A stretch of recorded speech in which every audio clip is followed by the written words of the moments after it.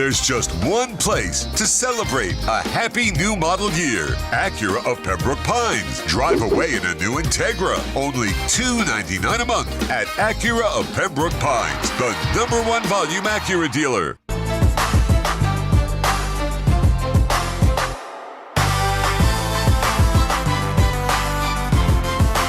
If you're looking to take your home or business to the next level, then RM Contractors can assist you. RM specializes in new residential turnkey, new commercial turnkey, home and office remodeling. Call them for free estimates. Serving all of South Florida, licensed and insured. Call Ray, 305-345-3649. You work hard to create the perfect atmosphere. You dream it, we'll build it. RM Contractors, 305-345-3649 or Instagram at RMC Fisher Island.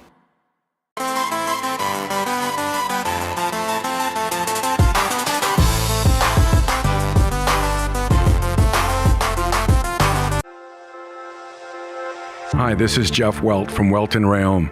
Dan and I have been in business together for over 22 years. We're not your typical lawyers. When Dan's not working in the office, he's flying his stunt plane. When I'm not in the office, I'm either getting tattooed, bowling, riding a motorcycle, or going to concerts. We might not be your typical attorneys, but we are aggressive attorneys, and we'll do whatever it takes to get you what you deserve. Consultations are always free. Call us anytime, 24/7. Welt & Rayom can help.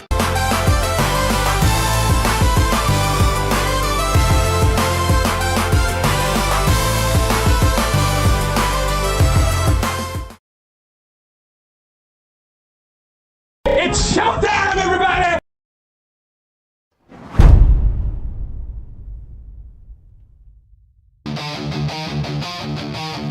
Mic checks echo, I'm the sound of the brawl. Canvas creaks, flesh slaps, bodies rise and fall. Steel cage dreams, no escape. All pain, blood stains mixed with the sweat and the chain. Adrenaline, surging my veins, spit fire. Crowd chants, feeding my soul's desire. Turnbuckles tremble when my wrath collides. Glory's the belt, and I'm taking the pride. Boom. The squared circle where legends collide. Boom. No mercy, just a wild ride. Boom. Like flash, fist clash, can't resist. Boom. The squared circle digest.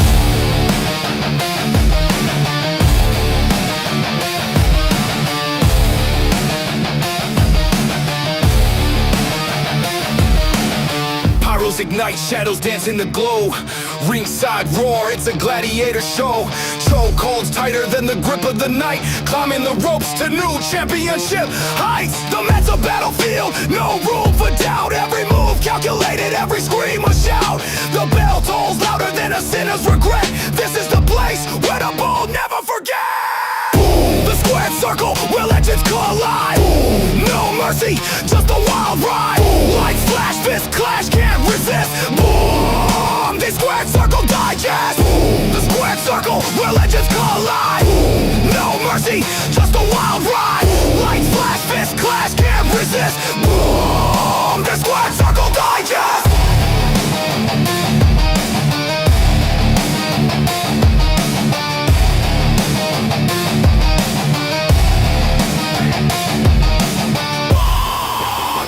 Circle Digest!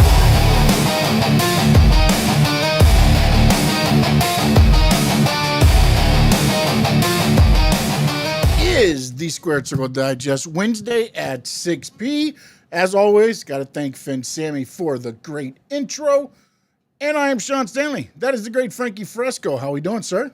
What's up, sir? Long time no see. It has been a little bit, huh? No doubt already in. Even Papa's in. Look at that with a... What the hell does he have there? Stoney Stanley 8978. Wow. Making up some stuff now, are we? All right. I like it. It's all good. Yeah. What have you been up to, sir? I've been up to nothing, man. I was in Orlando for the weekend and then got back Monday. Of course, did Talking Racing Now.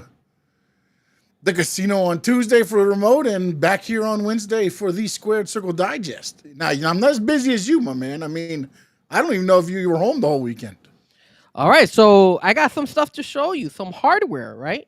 So this great job. All right, so last year I'm sorry about that. That's right. Last year your boy was the champion. Yep. And this year, your boy's the champion again. So we got Two, baby. So Will shout there out be a to three-peat? Calm down there. Calm down there, Panther. I'm gonna start calling you Panther. as far as the blend battle, we're still in it. I don't know if I'm gonna be able to make it out of the next round. The next round is this Friday.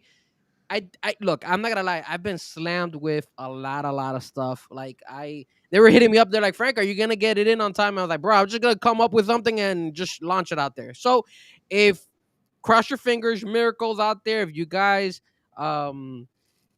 can pray for me for your boy to make it. If I don't make it, it's okay. I'm still grateful. I made it out of the first 2 rounds, so I'm still proud of myself.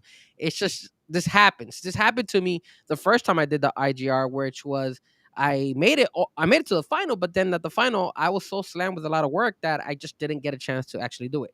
This time around, I'm not only slammed with work, but your boy ran the 5K, Hey, baby. There it yeah, is. when you said the hardware, I was thinking that was the hardware you were gonna show, man. There it is, sir. The 5K run over there at Daniel Point. Thank you, gentlemen. Thank you, ladies. Thank you, everybody who went ahead and actually competed. It was amazing. I had a great time. I met so many people. And, bro, Jesus Christ. And then after the 5K, not only did we go and do 5K, but then we went and networked it and visited and said what's up to some of the fans, some of the homies out there. And I'm gonna try to show you guys this picture. I can't share it as great, but let's see right there. Maybe you can see it. There it Yeah, is. that's you guys on the field, right? That's all of us right there on the field. There's myself. So starting from here, right? Let me see if I could get this straight. Okay, so there's myself, my brother, Finn Sammy. This is George from Friends Faithful, his brother, and I don't know who that guy is back there. Yeah, I don't know. And you were at the Fest fans club thing at Boat Campers, I believe, as well. Yeah, I saw pictures going around there. That was Saturday before he even went and ran the 5K, by the way. Correct. So I was just check this out. This is how busy I've been. Thursday I played soccer. Friday we had the wrestling podcast, right? Then I ran a 4K. So I kept my word and I ran a 4K You did. You at did. at nighttime. I finished at 2 o'clock in the morning running. Then on Saturday, I went and DJ'd at Tab 42 in Doral. After that, I went to Bow Campers for the Miami Dolphins Fan Fest. And then I went to sleep at 8, woke up at 6:30 in the morning on Sunday, ran the 5K in Dania. My plantar fasciitis flared up. My planters were flaring up, man. If you guys don't know what plantar fasciitis is, it's a humongous pain on people who have flat feet. And I have flat feet. Thank you, Mom, for giving me flat feet, of course. And I was dying out there, bro. After I was done with the race, I was like in pain. Sean, I tell you this, I could not walk, bro. I was Oh, I can imagine, man. like I was can flared. imagine, So bro. I told my brother, I'm like, yo, we need to stop by a gas station and I need to take some Tylenol, bro. So we go. There's a Dunkin' Donuts right next to the gasoline station. We go to Dunkin' Donuts. I don't know how I walked. And then all of a sudden I take 2 Tylenols, bro. Your boy was back to 100%, man. I was Yeah. back to like if nothing had ever happened. 100%. Those drugs kick in. Woo, boy. And then after that, we made it to the Dolphins game. Said what's up to all the guys. So shout out to all the guys over there. Finn Sammy, George, Adrian from the Rainy Day Pod, Gorilla Luke, who was out there as well. And then after them, went to the field in the right before the pregame of the game. And me and my brother, since we're season ticket holders, they elected us to go out there and actually be able to be on the field during the national anthem. Everything was out there. And then after the whole debacle with the game with the Dolphins, we were able to go back on the field again. And this time with all the friends and family from those guys from all those podcasts. Those guys were great, man. Sean, you missed out, man. You missed out. We need you next time.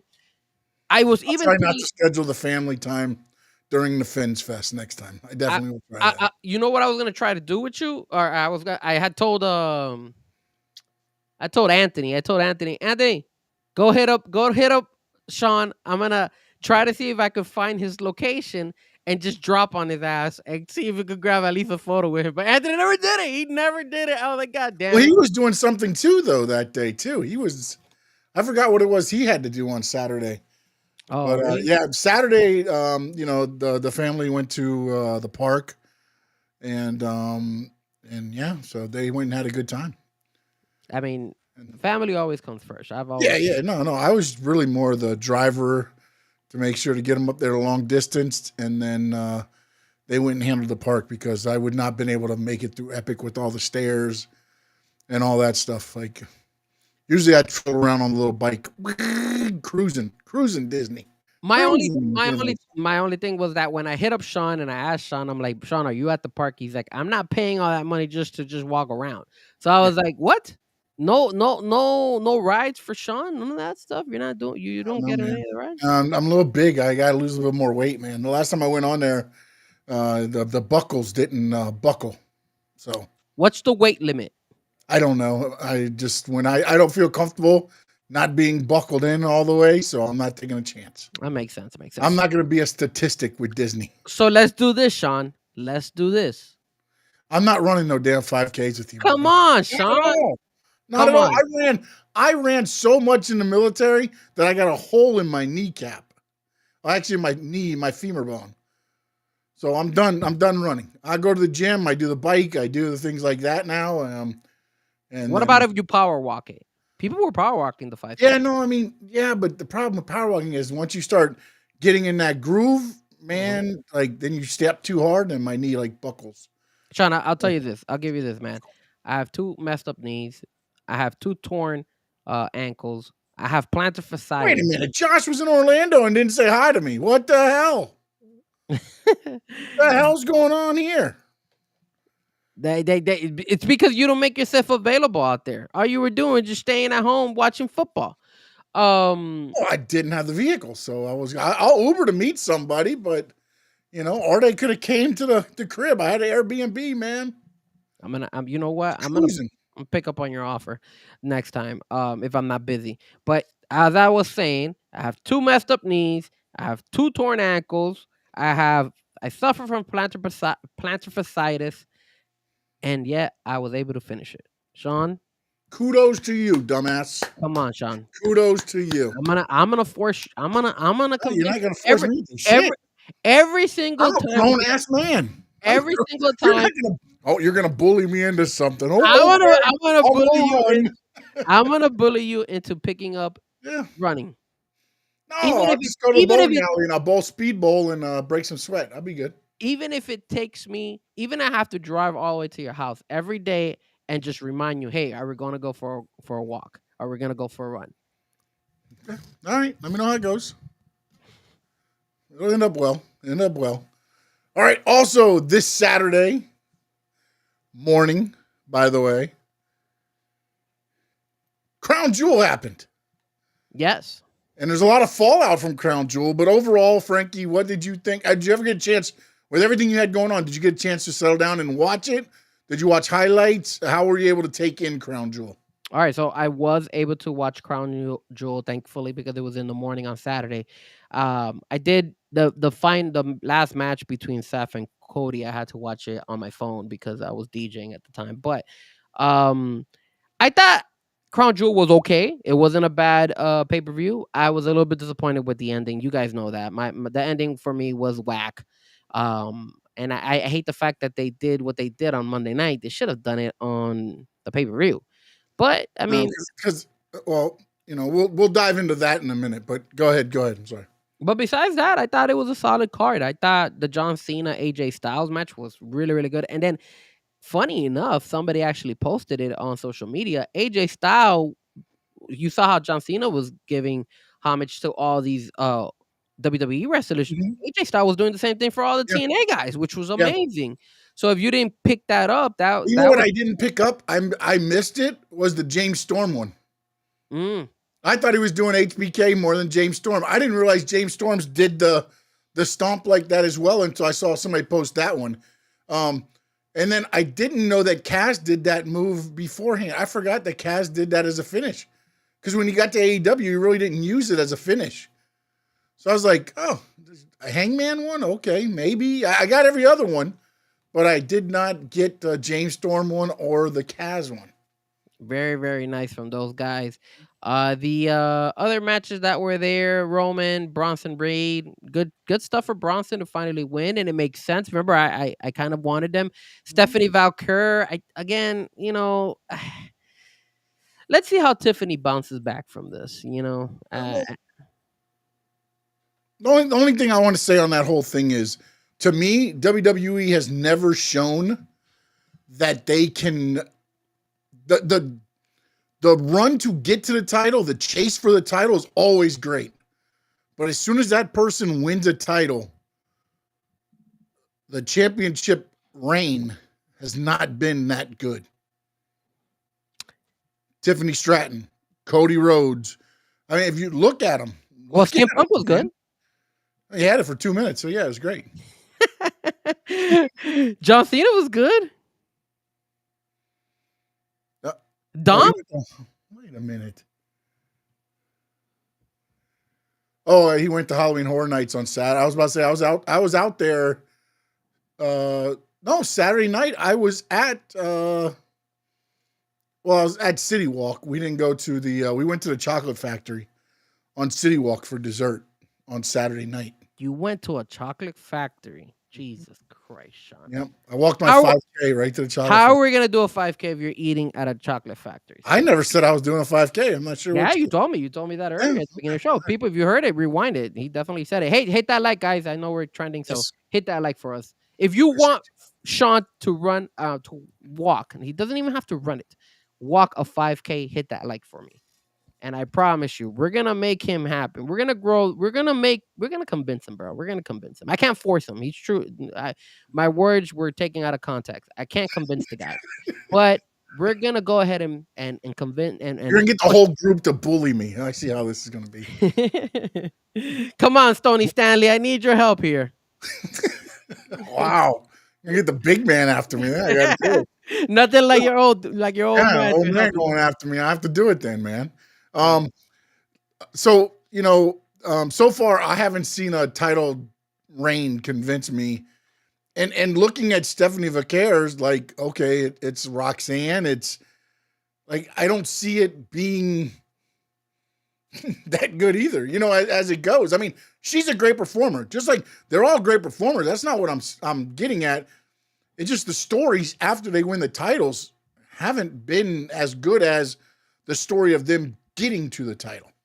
I think the only thing that could save her, because I don't see them putting Rhea Ripley all of a sudden into the title mix just yet.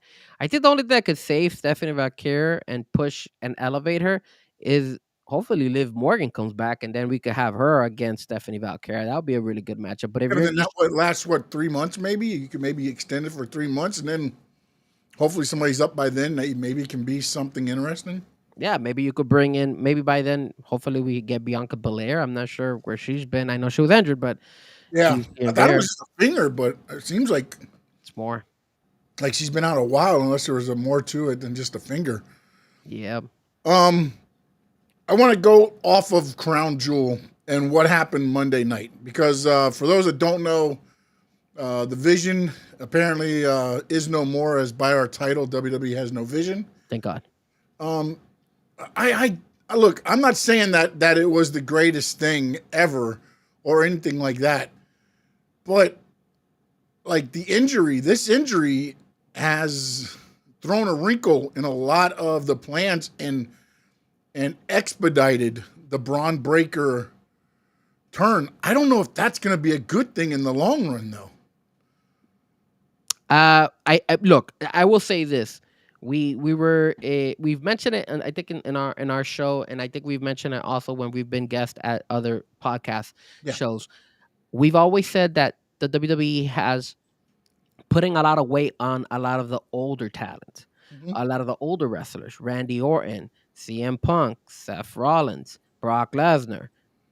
I think this is a good thing. You need to start bringing some of these younger cats up, and you need to start selling us on them, because these old geezers, I mean, John Cena's out the door. AJ Styles out the door. They're getting up there. Randy Orton, obviously he was out for a long time because of his back issues. So there's a lot of things. CM Punk, you can never tell when he might get hurt or not. Cody Rhodes is having They a hell were of a run. doing that underneath the Vision guideline. I mean, I get it. I know you didn't like it at all and everything like that, but to me, it was a buffer to allow Braun Breaker and Bronson Reed still to have errors and it be covered by the Vision. Now, with what happened on Monday night, and I get there's all these rumors about the dumbest one I've heard is Austin Theory is going to come back and be the leader of the group. Yeah, If anybody's the leader of the group right now, it's Braun Breaker. Unless you get the other one I heard was Brock Lesnar, which I don't know about that. But one thing that did intrigue me, because somebody took a picture of CM Punk on the ground giggling as they were beating the crap out of Seth Rollins. What if this is a CM Punk ruse? Heyman back with Punk? Because there's going to be a title. I believe there's going to be like a title tournament. What if they end up helping CM Punk become the champion? My issue here is, how would CM Punk have forgiven Paul Heyman for what he did to him at what was it, at SummerSlam or WrestleMania? Oh, WrestleMania. He just left everybody at WrestleMania to go with Seth Rollins. So, like, how has those ties been, kind of resolved? Maybe they haven't been, but Punk wants the belt. Yeah, but then what? So he sells his soul to the devil. But how would you know if CM Punk would be not in the back of his mind have this feeling that, hey, this guy's gonna backstab me again? If he did it already once, why is he not gonna do it again? Ultimately, I mean, that's the problem I have with the whole look. Everybody knew the end result of the Vision was going to be Braun Breaker turning on Seth Rollins when it happened. I mean, I think everybody was pretty obvious what it was going to be, the build to it happening further down the road. But now this puts the big hiccup in the Survivor Series. This injury now changes a lot of the creative plans they had, and now you got to find a new champion.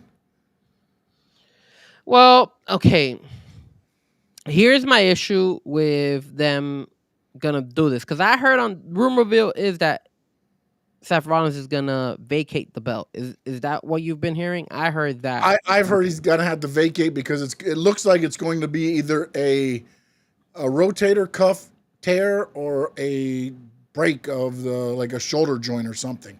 Yeah. He has messed up his shoulder real bad, pretty bad. Yes, he has hurt himself really bad to the point where obviously. And I don't know if there's any way in the storyline where you can write the champion who just got jumped out of his own group to where he can keep the belt and like keep a storyline going. Even, I just don't see that. They're going to have to do something. They are. But I will say this, you do have Braun Breaker, you do have Bronson Reed. I mean, for them, it's very simple. They could either bring somebody to be back to being the leader, or like you said, you could possibly put those two there and then they could add a third person. And then you kind of start wiggling and kind of building like a Judgment Day all over again with those two guys. At the end of the day, though, I am happy that this happened because I felt that the Vision was not a very good faction. This group sucked.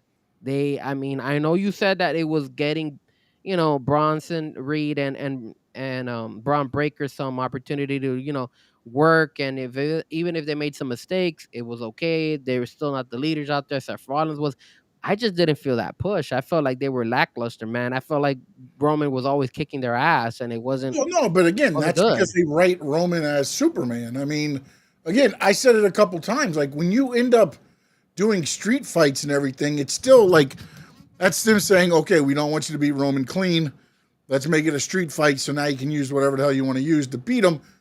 It's also in how they creatively push and kind of build those guys. And they did good and they did a lot of harm to me. Like the whole thing with the Roman situation was I get that you want to, but to me, like still even at Crown Jewel, he wins and he blames it on the Usos in a way. It's like, I told you guys not to come help me. I don't want to see you guys till after Christmas, this and that. And then as he's walking away, he's like, I want it to go back to the way it was. You know what I'm saying? Like, it still made it about like bro. I mean, it's just I don't Yeah, know. but I felt it helped Bronson Reed. I think it would have hurt him even more. Oh no. Would They have would lost have. I told you if he lost that match, then burn down the vision. If he would have lost that match, you burn down the vision. That's it. That would have been a telltale sign of what they're going to do. Because there's no way, like you say, I agree 100% with you. If Bronson Reed doesn't win that match, then how do you ever expect him to be seen as anything other than just a big guy going to get jobbed, basically? Yeah. Yeah. And that again, Josh, you said, what if there's a Shield reunion? The problem there is, again, Roman has to be able to forgive Paul Heyman. So if they're gonna bring somebody else to take over, No, Roman had to forgive Seth, which would go against everything that the story was giving. Because the whole story is Seth is can't give up with but again, if there's just so much going on right now that I don't know where they go, honestly.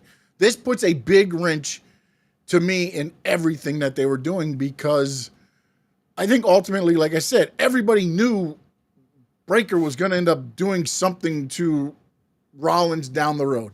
It was building to that. You saw him separating from them. You saw it as it went. I felt like it rushed it a little bit too much, but I also understand you got the injured guy. You got to take him out. And I do wonder if it was along the lines of the Cody Rhodes thing. Cody Rhodes, if you remember, tears his pec. The doctor says, well, you can't do any more damage to it. So he goes in and he wrestles a match before he goes in for surgery.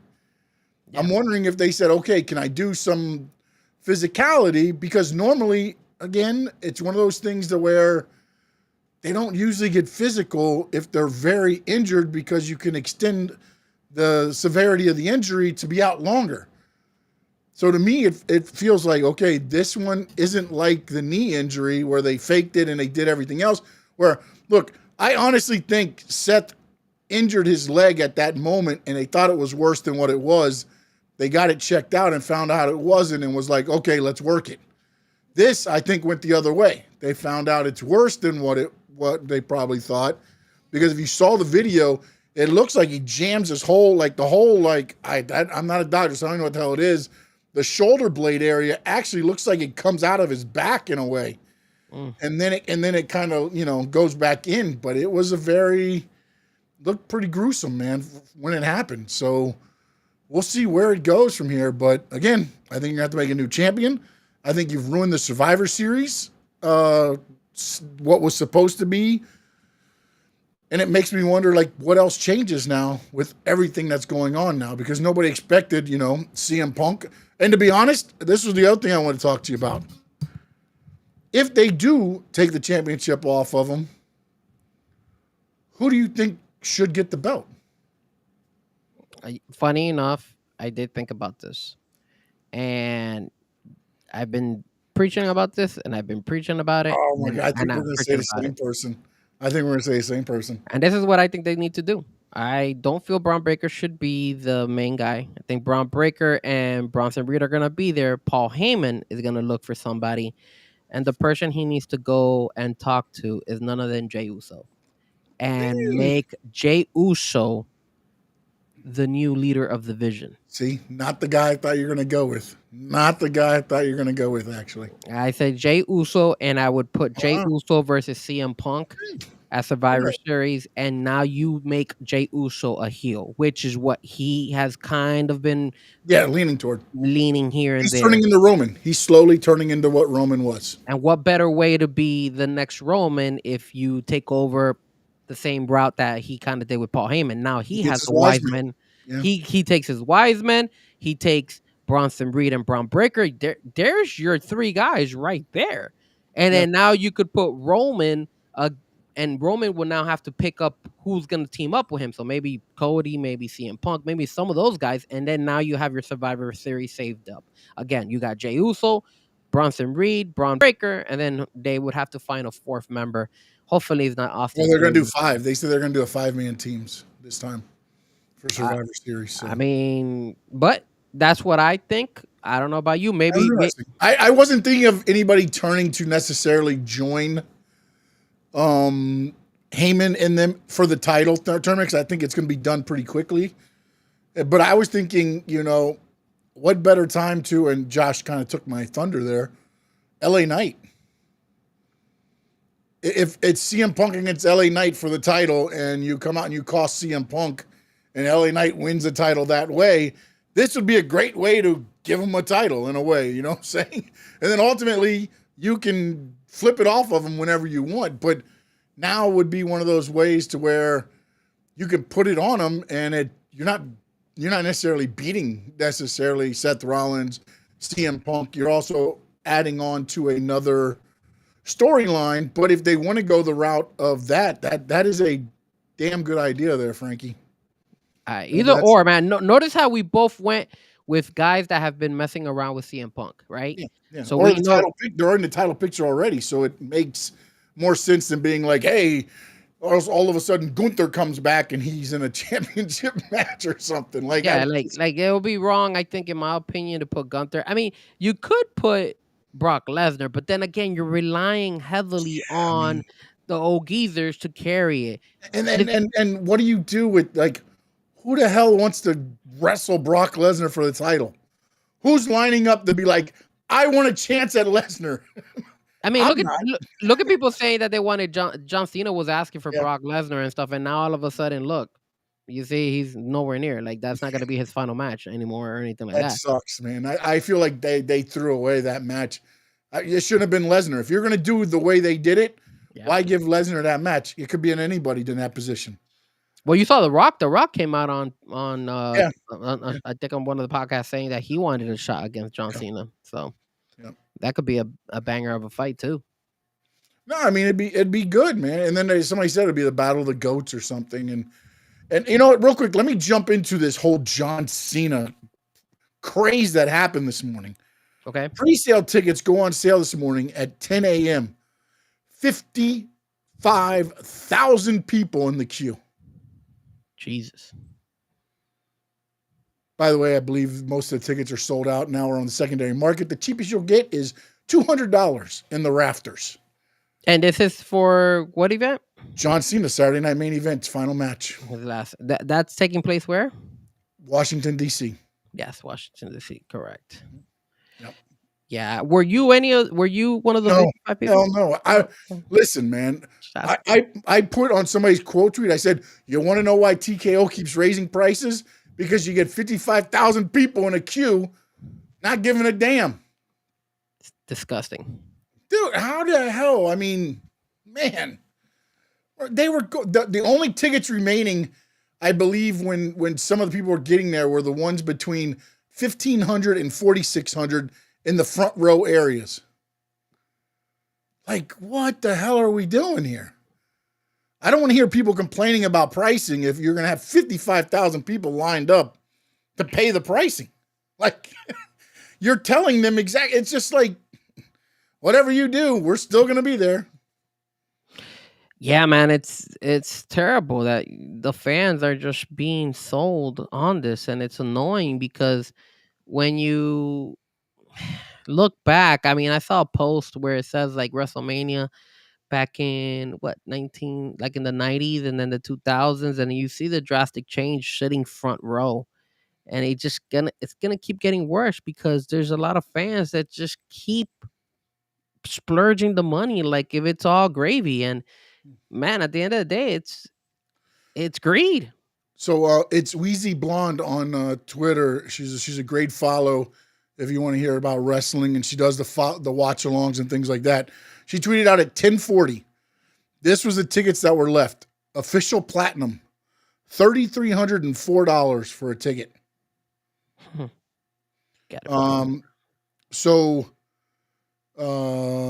Andrew Baidala put in the current pre-sale allotment for John Cena's final match sold out within minutes, except for platinum tickets. Some lower 100 tickets, non-platinum and non-center seats were priced at $460 per ticket after fees. After current allotment of platinum tickets available is on the floor, ranging from $1,657 to $4,135 per ticket. Jesus. And then I took a picture of some of the people that are putting. This is at 11:11 a.m. I don't know when they actually did the queue picture. 50,550 in the queue there. WrestleVotes put a few minutes after 10 a.m. There were over 45,000 people in the Ticketmaster queue attempting to purchase tickets to John Cena's final match. That's roughly 3 times the amount of people the Capital One Arena can hold.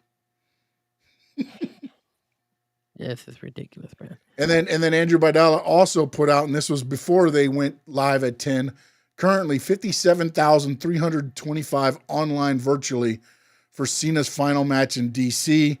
Could have more than likely sold out a stadium. Wow. Yep. They should have. They missed an opportunity there. They're agreed. Yeah. Well, you don't expect, honestly, because I agree. I saw somebody put in there that this whole night should just be about Cena. 2 hours. It should be like a retrospect, some people talking about Cena, a celebration of Cena, the match, and then a kind of like a leave it in the ring promo, however you want to do it, his final promo as a WWE superstar.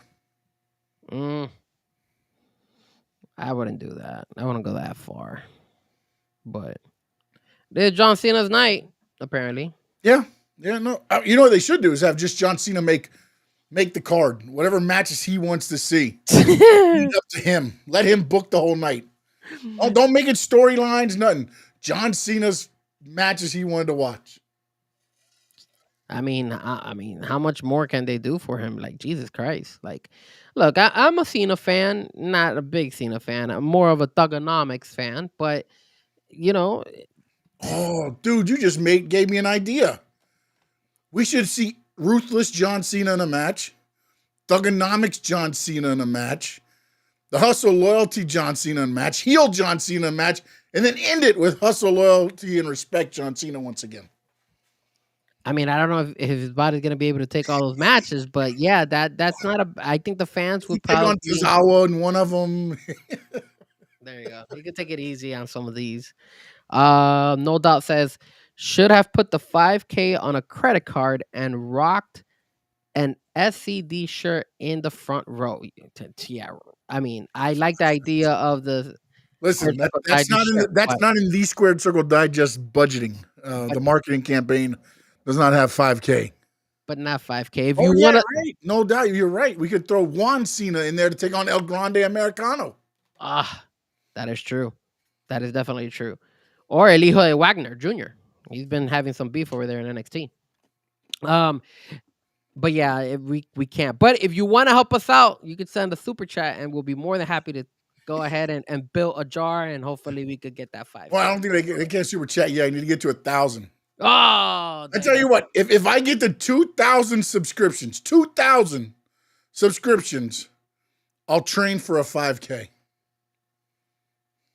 Damn, are you serious? All right. I'm dead serious. I'm gonna have to come up. Dead serious. If I get to 2,000 subscriptions, I will train to go for a 5K. I might walk it, but I will do a 5K at 2,000 subscriptions. So what I'm gonna do, I'm gonna have to create 2,000 bots, like 2,000 different profiles, and get. No, we only need like 1,070 something. Okay. So I gotta do 1,070 something. I'll work on it. I'll definitely do maybe 50 this week, another 50 the other, and then everybody on X. I need you guys to come and support.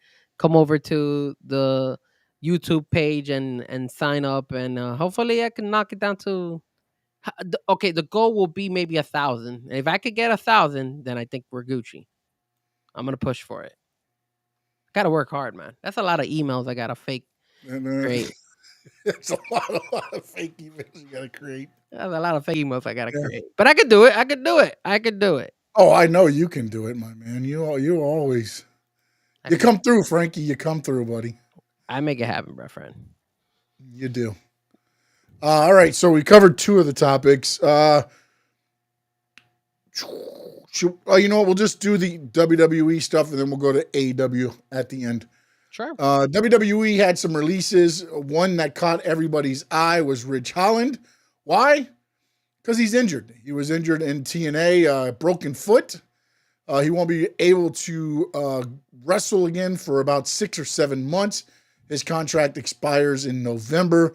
They will not renew it. And then recently, Kylie Ray, I believe, is the young lady. Let me make sure I have this right. Yeah, Kylie Ray. She was on WWID, and now she's expecting her second child, and she no longer has a WWE ID contract, as that has been, she's been released from that. So, you have a company that's talking about record profits, and then you're releasing a wrestler who is injured. And a lot of people were like, oh, this wouldn't happen in Vince McMahon. But again, the problem is this. This isn't Vince McMahon, VKM's WWE anymore, man. This is corporate greed. This is, think about this. This is the same company that handles UFC, who puts people in there to beat the crap out of each other, and then says, hey, here's your $2,500 payday for losing. Or whatever, whatever the deal is. I mean, it's not like they care. TKO does not care, man. And this is more proof because, again, back in the day, they're not going to release him. They might not renew his contract, and they are paying for his rehab and all his treatments. They are covering that. But you're talking about a guy with kids and a wife that has a broken foot going for treatment that will have no job, basically. And then you have a young lady who's going on her second child, I believe they said. And she now has, again, I don't know what they do outside of. I don't know what their backup plans were or anything like that.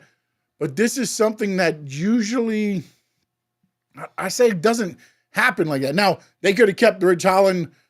This is the part that I would ask somebody. Okay, so it's better for them to keep him until he heals up and then cut him? Because either way, you're going to get rid of him, right? I mean, it's like, okay, Ridge, we're going to pay you. But I guess because you get your downside, at least you're making money for the 6 months you can't wrestle. Yeah. Until you can, at least go. So, I mean, in that realm, I guess, you can look at that. But the problem is, damn corporate greed, bro. I mean, TKO is nothing but greed. Yeah, I mean, at the end of the day, it's kind of grimy that they went ahead and they did that to those two. But like you said, it's all about the money. It's all about them trying to get the most out of their buck. And if just like in any other big sport, like you just finished using the UFC as a good comparison, how many times did they try to increase the bonus like bonuses that they would give for like knockout of the night or match of the night and all that stuff, and they still haven't, and how many times have you seen in the NFL and in basketball and all that stuff, when a player is pretty much useless for them, they just release them and call it a day. Now the only difference here is obviously Rich Holland didn't make that much money, like not like a Cody Rhodes or something like that probably would be making a lot of money, and then it wouldn't impact him so much. Yeah. I think that's where you, as a wrestler, have to kind of find out what really you're made of when you go in to sign your paperwork, and what guarantees and what leverage you have. And I respect the people that have gone ahead and said, screw you guys, I'm moving on, because they're noticing the bigger picture. They're noticing that, hey, these people don't care. So I need to care about myself, just like in any other sport, just like in college football, college basketball, and the NFL. Who's going to take care of myself? Because you're not. I get injured. You could cut me, and then I'm screwed. I'm out. So like the carrying crosses in the world and stuff like that, who said, screw you, I'm not going to sign up. And I think you're going to start seeing that more often when contracts are up, because at the end of the day, you're also seeing this. You're seeing what TKO is all about. Hey, man, we're going to let you go no matter what. I don't give a damn. I don't care about you. So, well, the thing is, though, is, again, and I do not mean this as any slap to Ridge Holland. It's Ridge Holland. True, but are they doing this to other people? Again, I go back to what even with VKM, if you were making him money, he's not letting you go. If he thought he was going to make money, squeeze some money out of you, more than likely he's not letting you go. That's the thing here is, and they're I don't think away, so. I don't they're think walking away now from better money, but also Karrion Kross stood up for his wife.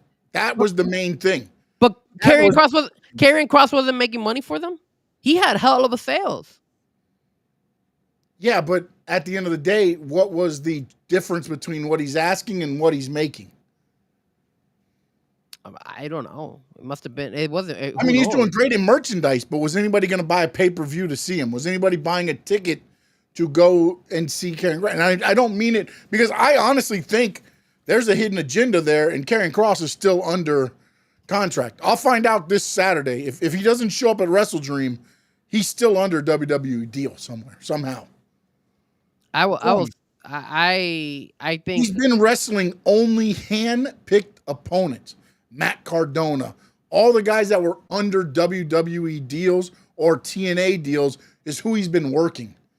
It's almost like they're hand-picking what he's doing. And again, I could be 100% wrong, but to me it feels like there's more to this situation. And Adrian actually points out a point. They're like, a lot of people don't care about Rich Holland. I will say this: Rich Holland had a hell of a ride in NXT. He was very, very strong in NXT. The thing was, every time he got to that point, something would break. He was injured, and then he'd get up, and then he'd get injured again. He just came back from injury. And then he went to TNA, and he broke his foot. I mean, hopefully the guy is able to bounce back and find somewhere where he's going to be able to do his it. look and his power, and he understands the business. Yes, I agree. And yes, it is a shitty move, but also it's a business move. If you're not bringing in what you're getting out, I mean, at some point you got to make a move. Unfortunately, man, I get it. It's shitty, but it's business. I mean, and to be honest, like, let me ask you this, Frankie, because you watch this stuff.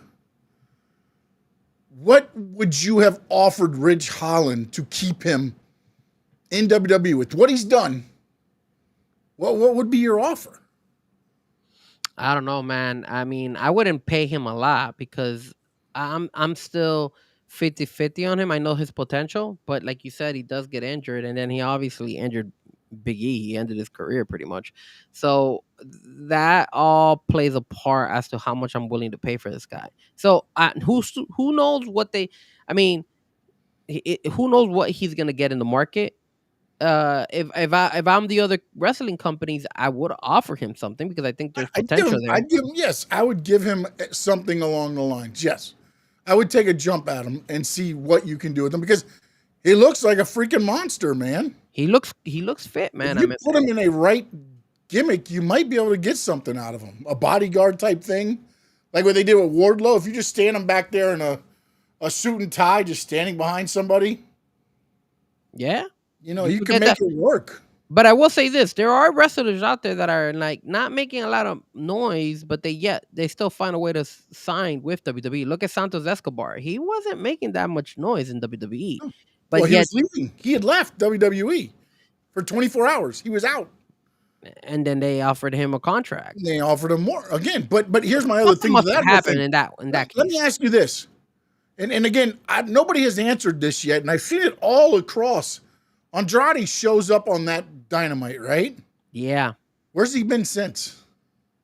Well, I heard a rumor about that there was some issues with him showing up in AEW. Like he wasn't supposed to show up. That might be because most of the time, if you're on a main roster deal, it's 90 days. Yeah, I have read something about I don't know what happened. But again, he was fired. He wasn't released. He was fired. I don't know if that changes the complexity of the contract because he was let go for reasons, whatever the thing was. It wasn't like we wish Andrade, on his future endeavors. It was get the hell out of here. So, yeah. But yeah, there was I've been reading. I don't know exactly word for word. Yeah, again, that's the problem though. Is like there's so much going around. Like there's so many stories. I don't know what the hell's true and what's not.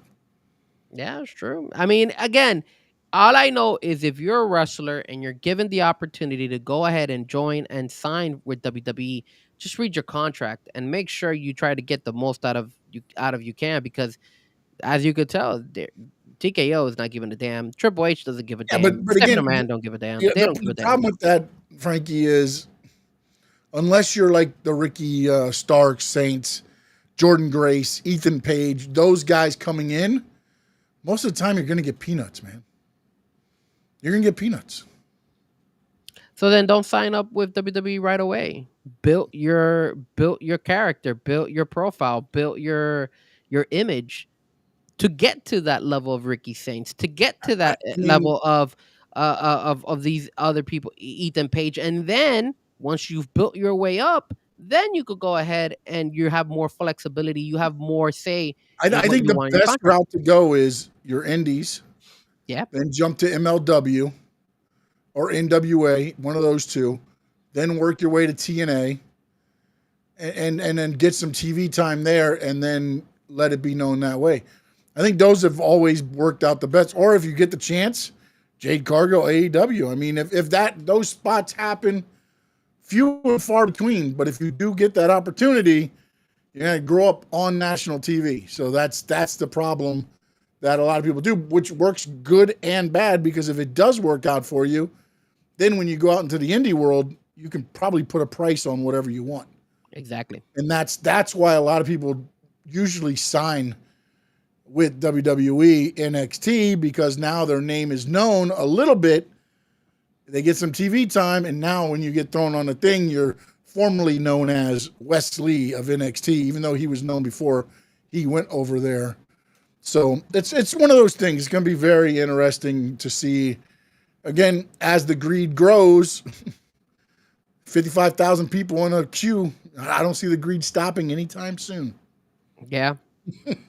Yeah, absolutely. Yeah, man. And at the end of the day, you got to look out for yourself. So I agree with you. If I was young and I really wanted to be a wrestler, I worked my way through the indies. I would even go overseas and try out overseas, get a name for myself out there. It's difficult unless you have somebody. I mean, you can get over there, but you have to again, back in the day, you used to have to know somebody that would vouch. Then you'd go over there, make your name. Either they would watch you in the dojo. If they like you, they bring you back. But again, nowadays it's a lot different than what it used to be. So there's always that opportunity to take that thing. Two more topics to go, both AEW related. The Rock and Wrestling Rager at Sea, the Chris Jericho Cruise, November 7th through the 11th, 2026. Miami to the Bimini Bahamas, baby. It is ready to be booked. And you know what, Frankie? We're going to be there. No. We will be there. Yes, we will be there. I'm right there with the Squared Circle Die, just hanging off the boat on the life raft behind the cruise ship. We'll be doing live broadcast as we head over to the Bimini Bahamas. No, the interesting thing is I lied to you, Frankie, also on the thing. There is somebody from AEW. Really? They finally put somebody on there? Cruise. Yes, it is Lacey Lane. She's now signed to AEW. That used to be Chance from what is it? Carter and Chance. Yeah. That tag team. They're both booked. Lacey Lane is now signed with AEW. So technically, there is an AEW wrestler on the cruise. Yeah, but I mean, come on, compare. I mean, she just signed with AEW. It's like whatever. Yeah. Nobody's. I didn't even know she was signed to AEW. So this is a sign. This is a sign that Chris Jericho ain't re-signing with AEW. Plus, we haven't seen Chris Jericho at all in AEW. Think about this. This is the end of November, and Adrian, I'm sorry I missed the weekend, my man. This is the end of next year, November 7th through the 11th, 2026. This isn't like happening. Usually the cruises happen in February, March. Because that's when AEW comes to Florida. Spring break and things like that. So here is the list of the wrestlers so far named to go on the cruise. The Regent of the Rager, Chris Jericho. VIPs at Sea, Jeff Hardy. Soraya. The Great Muda. The Great Buddha. The Sovereign Sailors. Dave LaGreca. Nick Nemeth. Bully Ray. Oh, there you go. Sorceress of the Sea. You know her as Cora Jade. She is now Elena Black. Wow. The Master of Mirth, Brad Williams, will be there. Him and his comedic prowess. Nice. The Prime Passengers. Ted DiBiase. Carlito. Shotzi Blackheart. Fred Ottman. You might know him as the Shockmaster. Vampiro. Marcus Bagwell. The Blue Meanie. AJ Francis. Natalia Markova. Victoria Crawford. Kid Chocolate, Mo Jabari. Indy Hartwell. The aforementioned Lacey Lane. Casey Catanzaro. Ricky Knight Jr. Sonny Ono. Chris Van Fleet. Gabby Laspisa. And then they've got the Iron Maidens will be on the cruise. That is the female band. I think O has talked about them on the show. They are actually going to be on the cruise with Fozzy and some other bands. I don't know them. I'm just going to talk the wrestling because that's what I know. I don't know the music that well, but I did hear of the Iron Maidens. Interesting. I don't know that you're going to see a lot of wrestling on this cruise. You used to have the AEW shows. They would do periodic shows like matches. I don't know. I guess there's a few there that will wrestle, but That's a stacked lineup, though. it's a lot different than other cruises. It's a great crew. Don't get me wrong, but Fred Ottman's not getting in the ring to wrestle. I mean, he might trip over something and fall through. He might sink the ship. I don't know what's going to happen with the Shockmaster on board. I think what you need to do there is like have like different concepts for each one. Like Elena Black, you know she's doing really well for OnlyFans, so maybe she has like an OnlyFans experience at the cruise. I would be there. Of course you would, Frankie. Of course you would.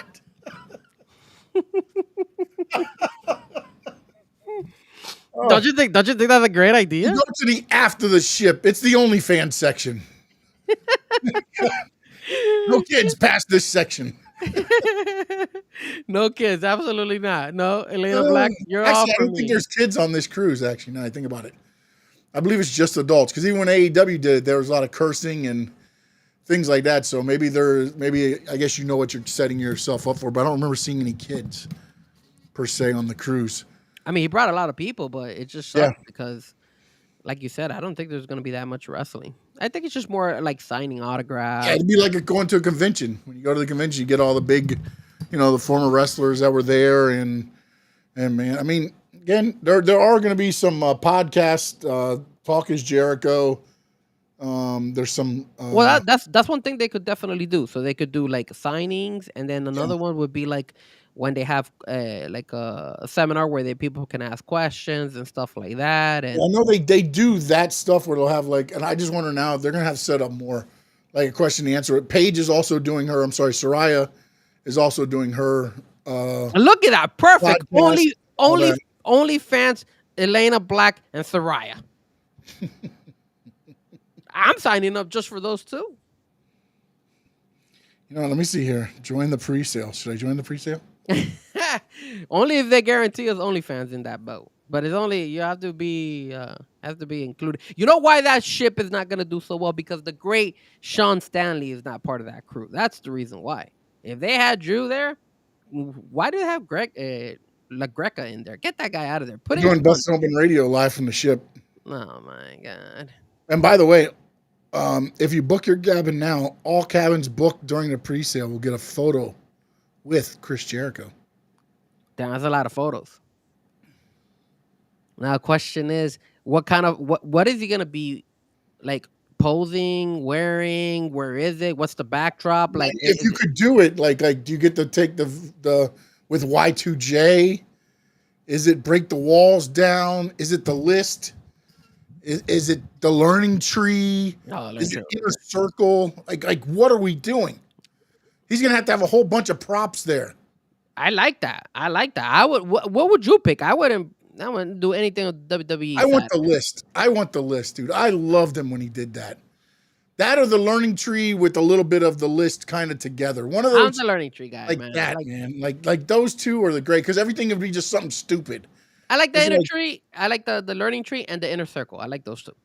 well, I like the inner circle just because of the crew that was around him. I thought that was his best like crew. And he has to bring Me. back his entrance. So Yeah. he would have to. So when whatever character he decides to take a photo with you, he gets presented with the music of that character. That'd be pretty cool. No doubt there's gonna be a photo of Chris Jericho on your bed when you get back to the cabin. I mean, I'm It's- telling you, I wouldn't be surprised because imagine he gets a good turnout. Like, damn, that guy's gonna be tired as hell. That guy's gonna be working his ass off. Yeah. Taking photos of everybody. But I mean, it is his cruise. I wonder how much money he makes off of this cruise. And how many years has this been going for? It's been going for This is quite the some time seventh now. one. This will be the seventh one. Wow. He's been going at it for a while. Hopefully he doesn't burn himself out. I don't know if you heard the Booker T thing. Was it Booker T? No, it was DDP. DDP was talking about it. How he was saying that the reason Hulk Hogan unfortunately passed away was because he was overworking himself doing Well, yeah, so much stuff. because his people just kept pushing him though, man. That's again, your inner circle has to like your tight inner circle should not be the ones pushing you to do more because they're trying to make more off your name when they know they're just doing stuff for paydays, knowing you're basically killing yourself. Okay, but hold on a Like, second that's here. just like Hulk Hogan is a grown ass man, he is. and, he has the right to tell himself, "Hey, I But can't." how many handle it, I times? can. How many times have you like heard stories of like Hogan being, as far as wanting the money? Like if he knew he had a way to get money, it seemed like he would go that way. There's a reason he went to the NWO. Like he saw like, oh, this is gonna be another payday. I can reinvent myself. I can make more money. I can change my logo. I won't be red and yellow anymore. I'll be black and white. I can make all new shirts. Oh my goodness, it sounds like an NFL team, doesn't it? I think the problem too, Sean, is that a lot of wrestlers, no disrespect to the wrestlers, but and it's similar to the UFC fighters too, and in any sport. Let's put all of them all together, man. I think the problem is a lot of these guys and gals have a hard time walking away from this business, and they feel like, hey, I still got it in me, and I think Hulk Hogan is another example. Look at Sabu when Sabu was Yeah, wrestling but I in his mean, age, and then he but passed Hogan away. wasn't wrestling. I mean, he was having back issues and things to where he should be resting, and they were sending him on world tours. Like I mean, he wasn't going to wrestle. No, but I agree dude, with he you. was- I he had a- agree with you. I agree with you. Where He had a you know, schedule, bro. huh? He had a full schedule, bro. The guy was Yeah. working his ass off. He had his Yes, he had because his the people- restaurants. He had his shows. He was promoting Yes. the beer. He was Yep, doing the the wrestling, the he new was doing- wrestling federation that was supposed to start. he was doing the thing with Eric Bischoff. He was Yeah, doing a that's whole the bunch of stuff. rest- Yeah, Real American wrestling, yeah. It was Raw. you do all that stuff, you're gonna burn yourself out. You're not young, man. You got to take it Yes. slow. And I agree easy. with you. But also you have to remember too. A lot of the older school guys, they didn't make $10 million a year just to wrestle. No, but Hulk Hogan is big, bro. Hulk Hogan has some money. Unless he Yes, but you unless he still sucks had to at work managing his your money. ass off to get the crowd there to make the money that he made. Hulk Hogan couldn't just, maybe as he got older and later in the career and when he went to WCW, then the contract was guaranteed. But in the earlier days, he had to wrestle 300 days a year because the crew that was with Hogan was the crew making money. Correct. You know what I'm saying? And that's how those guys, the livelihoods were based on, like, you worked to get your ass into the Hogan card. Because if you didn't, you were probably making good money, but you weren't making the money they were making over in the Hulk Hogan house, Yeah, but the cards they were making. But let me ask you this: like, even if we take into consideration some of the more modern wrestlers that are getting up there in age, like for example, the Chris Jerichos. Look at Chris Jericho. How old is he? Look how much he does. He has a lot. I mean, and just maybe a year ago, he was wrestling in AEW. So like, you have a lot of stuff going on. It's just not because, hey, back in the day, Hulk Hogan, they didn't pay as much and all that stuff. And no, these guys get so intense and so into the wrestling, just like any one of us. Because what I'm saying though is that they're used to having to work all the time to get the thing that they can't stop it. They're always in character. Ric Flair, the biggest one of them all. For good or bad, he's always Ric Flair. That's when you see him, that's what you get. Because they think that's what the moneymaker is. I mean, I just feel like some of these guys need to take it easy, bro. And the problem is they don't. They feel like, hey, I got to keep going. That way I could keep making more money off of myself and stuff like that. If they were a little bit more smarter, they would invest their money in certain things where they don't have to do all that. Again, maybe he had money saved up. Maybe he had a lot of good, he was wealthy and stuff. And maybe he just did it because he loved it. Sometimes there's a lot of people out there, and you don't even have to be famous, that can't stand to just stay at home and just chill. I mean, I'll give you a perfect example. I don't want to blast her out there, but my mom is that type of person who's like, I gotta be moving, I gotta be doing something instead of just staying at home, and that could jeopardize her in the long run because at the end of the day, you burn yourself out and you need some rest. You've been working your ass off for how many years? Yeah.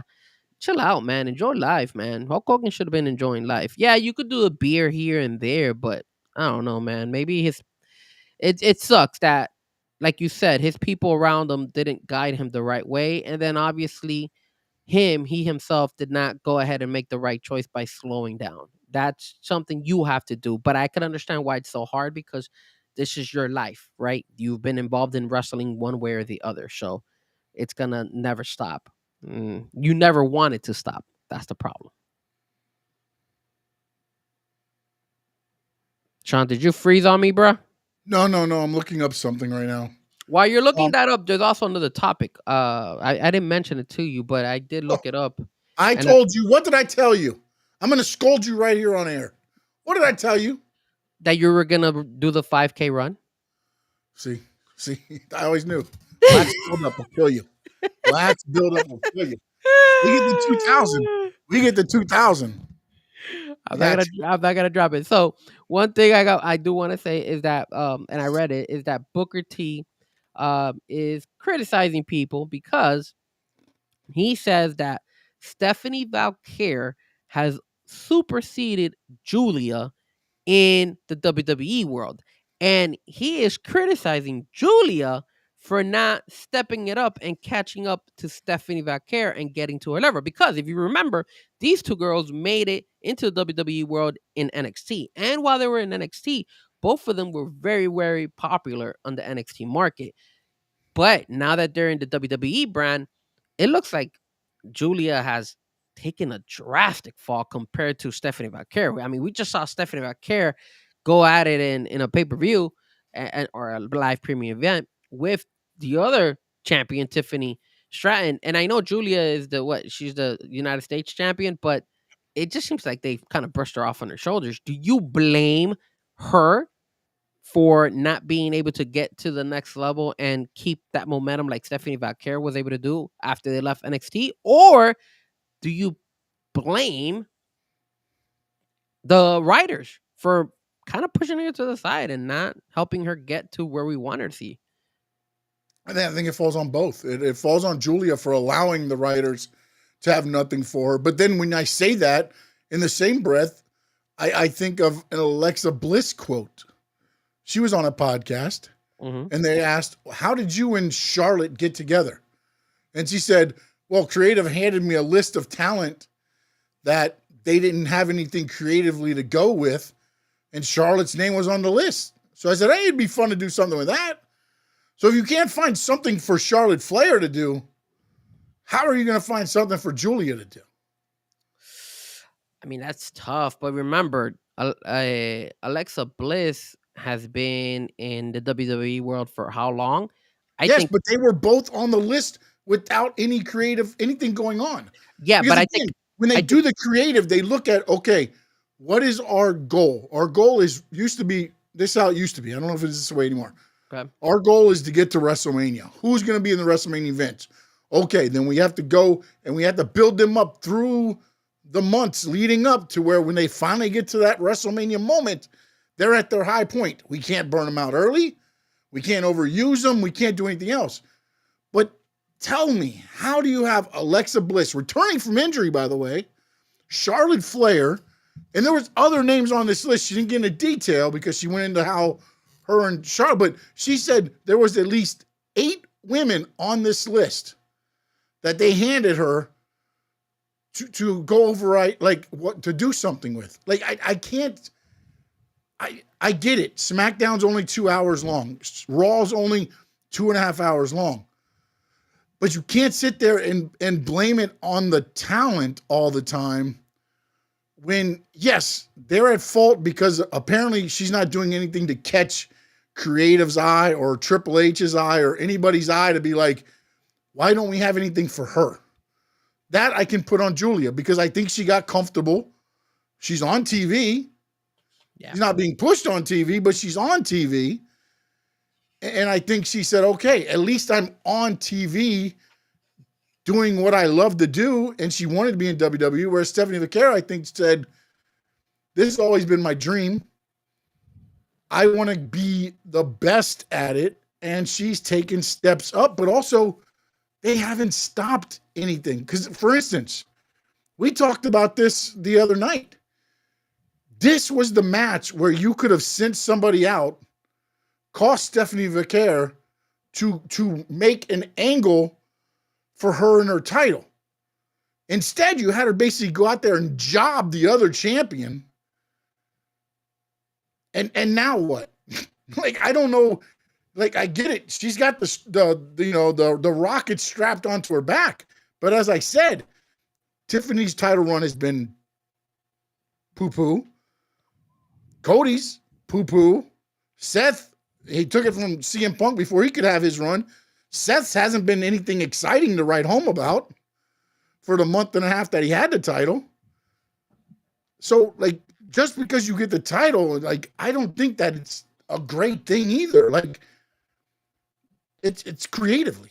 I feel this. I agree with you that it's hand in hand. And in addition to what you said, that she hasn't gone ahead and possibly done anything to wow Triple H or the writers. She's also hasn't, I don't think I have, or at least I haven't noticed, where she's possibly learning English a lot better as well, because that's a huge part. I think Stephanie Vaquera has been doing her best to try to learn English because she wants to win the audience over. And you could speak Spanish, but you also need to learn how to be able to speak in English. I think it's going to get you further.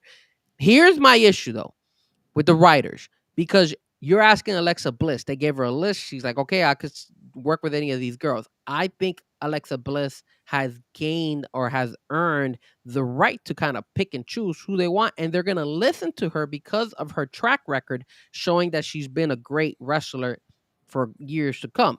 They don't know Julia. So we don't know if Julia is even being given a list of wrestlers to be able to do that. And second of all, we don't even know if maybe if they did give her a list, that they would even care to actually listen to her opinion on it as well, because she hasn't earned that same right like Alexa Bliss has because of their tenure. Okay, so, then I ask you this. What has Stephanie done? Stephanie must have gone ahead and given a hand job to Triple H. Because Triple H, you see on the OnlyFans cruise there? Jesus, because Triple H is in love with that girl. I mean, I don't know. I mean, I don't want to throw out stuff, but whatever. I have no problem. I'm not sugarcoating anything. I mean, when the guy was like giving her the damn title, it looked like he was ready to pop kiss her right there in front of everybody. I was like, what the hell's going on here? 2 names I heard are going to get a push next year. One is one of the people we're talking about right now, and the other is Lyra Valkyria. I heard they're set for big pushes in 2026. Damn. Which is Julia and Lyra. So, again, I mean, I get it. Maybe now this is, again, when Booker T says stuff, I take it with a grain of salt because I feel like he's setting it up for that now. Okay. Now, guess what? Were we talking about Julia a week ago? Or were we talking about Julia 2 weeks ago? No. Now Julia's going to get talked about because Booker T has brought her up, and then now it starts pushing things out.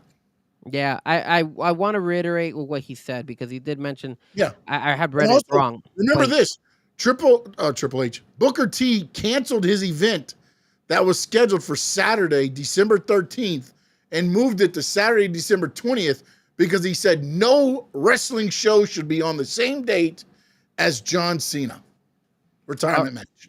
All right, so this is what he said. I want to clarify because I thought he had bad mouth Julia, but he actually didn't. This is what he said. He said it on the Hall of Fame podcast. Mhm. They said, I don't think Julia needs to do anything to catch up. It's not a race from that perspective. I don't think they're competing from that perspective.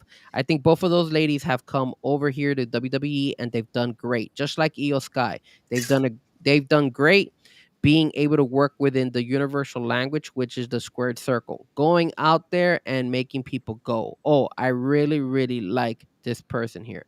And then he continues by saying, this is like what I said. This is like what I did in the ring. And then Bad Bunny came over and he liked Booker T because he watched me as a kid.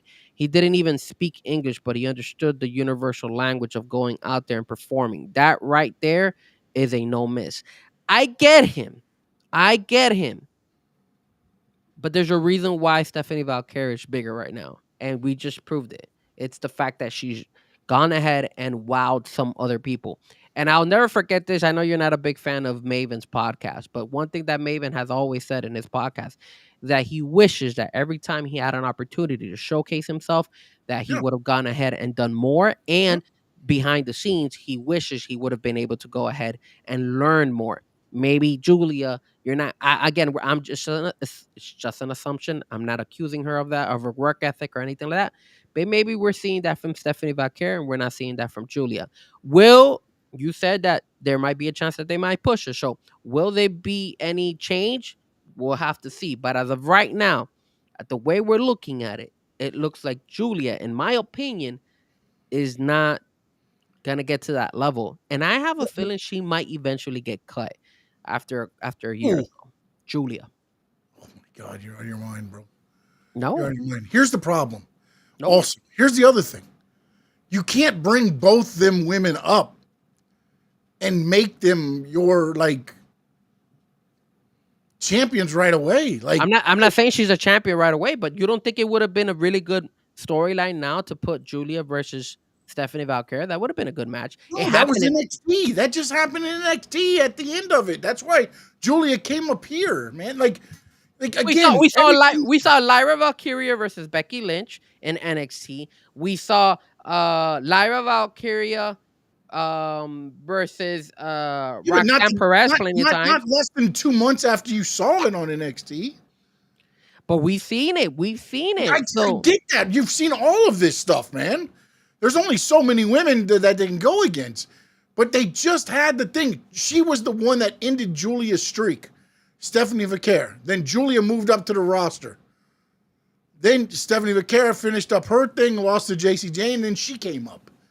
But you can't bring them both up and strap them with the world titles. You can only strap the rocket on one person at a time. And right now it's on Stephanie Vaquer. But I'm not saying that you could strap them both at the same time, but that's what they did. They gave them both titles. What they should have done is they should have made gave her Julia the a US heel. title, which is like a participation trophy. Damn, the disrespect. Jesus Christ. So participation trophies for her, for Chelsea. Anybody who has a USA belt is a participation trophy. Well, I mean, you're not in the title picture, right? You're not the next number one contender. No, but So what is it?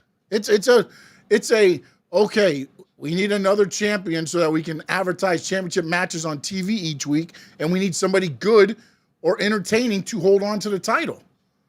And that's what they've done because Julia can work with anybody. You can throw anybody in there and she can work their style. There's no way that she's going to be cut within a year unless she decides that, you know what? I don't like the way this is going. WWE, TKO will not cut her. Now, how big is the contract? Resign, when is the contract I will up? agree that. When is her contract up? If you could take a look and find out, because I think that's where we're gonna head. If you take off that USA belt, which we already been established that USA belt is a bag of potato chips. That's what it is. It's crap. What we're gonna go ahead and see is that what happens when she loses it. Then what are they gonna do with her? Is she gonna go ahead and compete for a bigger belt, or are they just gonna push it to the side? And from the looks of it, if you see that she is not getting a push as the USA champion, I mean, she's showcasing herself here and there, but look at what even No Doubt wrote, it's like Stephanie got a rocket shift and Julia got an attorney to interpret for her. Like, come on, man. Come on. Like, where you're getting, like, I felt like Julia has disappeared ever since she was brought up to the main roster. And I don't know if it's her fault or if that's the WWE writers' fault, or it might be a combination of both. But at the end of the way, at the end of the day, the way this is going, this looks like we're not gonna see her in the near future. It looks like give her a year, and this girl might be gone. And I think that's the I think that could be a problem on her, or that could be an issue with TKO. Look at how TKO just getting rid of people. So, and again, they're all about the money. So if you don't produce, if fans don't like you, and people are not willing to watch you, they're gonna kick you out and they're gonna let you go. So that's what I feel like might happen to Julia. I hope not, because she's one of my favorites.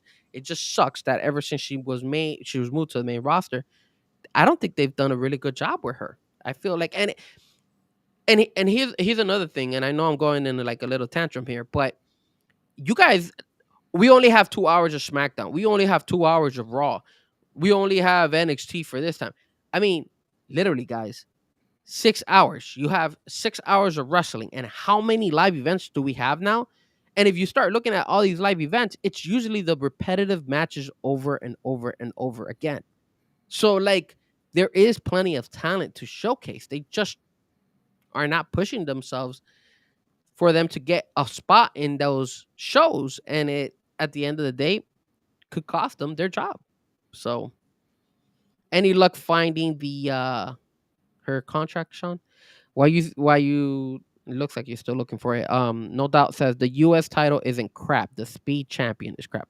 It's another belt. Now that's a crappy belt. Like, what is the point of having that belt? You understand me? Or and now they're what are the tag? Look at the tag team championship belts. You know, Alexa Bliss and Charlotte Flair have it. I mean, the belt doesn't make you. You said that before. You make the belt. You're the one who actually showcases yourself and elevate it. Look at how Gunther elevated the IC belt. Look at how Dom has elevated the IC belt. All these people have elevated their stuff. So if Julia is not getting that push and you see her with the belt and you just, hey, she's there, she's happy, she's just showing on TV, maybe she needs to go and do more. But I just hope that they learn and they don't push her to the side, because that's where we're going to go with her. And it sucks because I think she's a very, very strong talent. And if I see that they get rid of her, I felt like maybe, just maybe, she made the big mistake of going to WWE, and she should have gone to a different wrestling organization, because they probably would have known how to use it correctly. Yeah, because they do so good with everybody else. But anyways, I know you're Mr. AEW. I ain't gonna say it 3 letters, but we know what you're thinking. It looks like, so there's no public information, but the downside for the main roster is 350, and most of the wrestlers are making above $1 million. Damn. A year. They're making good money over there, bro. Yeah, bro. Everything's good right now, buddy. Everything good. I need to be a wrestler. I still have time. Yeah, I mean, keep doing the 5Ks. You'll be in shape in no time, buddy. You're coming with me, baby. We're doing it. No, not until I get 2,000. You give me 2,000, and we'll be good. I don't even know if we're on Rumble or not, but we might be on Rumble. I haven't put the number up there. I didn't add it because I didn't know if it was going to do anything. Are you seeing an account? It says we're live, but it doesn't show me an account. I'm looking at the numbers here, and it looks like everybody's accounted for technically with the numbers. You need to take the Facebook one. Ain't nobody in Facebook anymore, bro. My dad is, all right? I'm hoping one day he'll tune in and I get a 1 on there, all right? He tunes in on the YouTube side. I know. Papa's on Facebook too, but he likes it afterwards. He likes the show afterwards. All right. The last thing we got going on right now this week is a pay-per-view, baby. Not a PLE, a PPV is on the books today, this week. It is AEW WrestleDream, baby. Woo! 2025. St. Louis, Missouri, in the building. In St. Louis. All right, you ready for this match? You want to do the pre-show match, or you only want to do the main match? Let's do whatever you want. All right, we'll start with the pre-show matches. FTR versus Jet Speed. Damn, they put FTR on. Oh yeah, man, because they know how to use that talent. That's where Julia, be a pre-show. Wow, they put freaking FTR. Wow. Look, I haven't been keeping up with where they at with FTR. It looks like FTR has kind of gone down ever since Cope left. So I'm gonna go on a limb. I'm gonna say Jet Speed. I think Jet Speed has done pretty well for themselves. So I'm gonna pick Jet Speed to win this one. I agree with you. I don't know. Like, it's so. Do you understand? They had a match the other day called it was like the Gods of Wrestling. It was FTR and Megan Bayne against Jet Speed and Willow Nightingale. Okay. FTR and Megan Bayne won. Wow. With Megan Bayne pinning Willow Nightingale. So I'm gonna go. This is payback. FTR wins it. Okay, so you got FTR, I got Jet Speed. And then the aforementioned Megan Bayne and Penelope Ford will take on Willow Nightingale and Harley Cameron. Intriguing of this is because there is now the AEW Women's Tag Team titles. Haven't been announced yet as far as a tournament for them, but they're starting to gear up little tag teams. Will it be Willow and Harley Cameron as she is looking for a tag team partner? This will be on the pre-show, by the way. Who's Megan Bayne teaming up with? Penelope Ford. Okay, Penelope Ford. Okay, so I honestly feel that Penelope Ford and Megan, I thought they were together paired before. I think Penelope Ford used to walk out with her and not wrestle, but maybe that's still the situation. But Penelope can wrestle. Yeah. Okay. All right. So I'm gonna go on the side of Harley and Willow because Harley was trying to get the CEO to be her partner, and the CEO kind of threw her off and said, "No, I don't want you to be my partner." And Statlander too. So, and since you just mentioned it, who pinned? Megan Bayne pinned Willow Nightingale. So, what better way to Willow to get her payback is by winning and pinning Megan Bayne. So, I'm gonna go with Harley and Willow. Right there with you, buddy. Willow and Harley. And then the Monet puppet will come out. The main card, I guess this is the main card because it doesn't say pre-show beside it. Let's go. Jamie Hayter versus Thekla. Okay, so who the hell is Thekla? Is that the girl that's the one like with blue with sky blue and the other one, the other oh god, used to be with the cheerleader. What's her name? Heart, blue. Oh, and okay, Thekla. yeah. She is. She's the triad of darkness or something. She's the one that does the Spider-Man, like the spider move and stuff, or the scorpion move. Or whatever. Thekla, spider. There you go. Yeah, I actually like her. I think she's not bad. So and Jamie Hayter coming out of the blue. I haven't done. Are they wrestling on Collision? I'm sorry, I haven't been tuning into Collision. I only watch Dynamite, but is that how what's many happening? people do tune into Collision? Collision got their best rating in a few months for 268,000 people watching the other Saturday. Jesus Christ! I don't think EA Minutes is even going ahead and watching. He's here. Do you still remember? Hell yeah, we remember you, EA Minutes. Of course, you're supposed to become the third member, and you ghosted us. You did. He was too busy with EA, bro. That's what. Yeah. I'm gonna go with. I don't know. Oh man, no way! I'm sorry, EA. I take back the hyperness in my voice. I'm glad.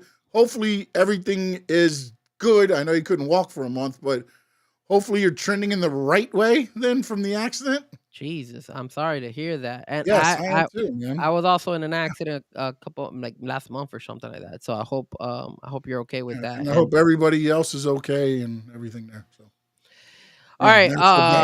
See, I should have waited for more comments to come in before I went on my tirade. Hey, what happened? Sorry, I didn't mean to go heel like that. I think now you owe EA Minutes a 5K run. Thekla. I'm gonna pick Thekla. Good job. I got hater. Okay. Because I'm a hater, baby. We miss you too, EA Minutes. We definitely do. We're running this back again. It is a trios match. The Hurt Syndicate versus Ricochet and GOA. They're running it back from that Jacksonville brawl that they had, right? That's why they're doing that, right? Well, they had a pay-per-view match, and Ricochet pinned MVP. MVP didn't like that result, said he was the weak link, and he wanted to make it up, so then they had the street fight in Jacksonville, Okay. and then now they're running it back here again. So the Hurt Syndicate won the street fight in Jacksonville, right? Yes, and the GOA and Ricochet won the pay-per-view match, so they're 1-1. Okay, so this is the third one. Okay. This is it, buddy. Look, man, I like the Hurt Syndicate, but I think I honestly feel that Ricochet should and his group what are they called? The Demand? Is that what they're called? The Yeah, the Demand. As a group, it is called the Demand. It's Ricochet and Gates of Agony. The Demand. I think the Demand is going to win. Yeah, I'm going to go with I think there is no demand for the Demand, and we're going to hurt people on this pay-per-view. Yeah. You can't go wrong either or. I'm going to be Hurt honest. Syndicate, baby. All day, air day. Dang. In a $500,000 tag team match, because which one was it? Nick Jackson, right? He's the one that gambled all the money away when they were in Sunrise. I wish I was at the Hard Rock that day. I would have liked to get some of that money that they gambled away. Damn it. The $500 tag team match, the Young Bucks will take on the returning tag team of the year in 2020. The Jurassic Express, the boy and his dinosaur, are back.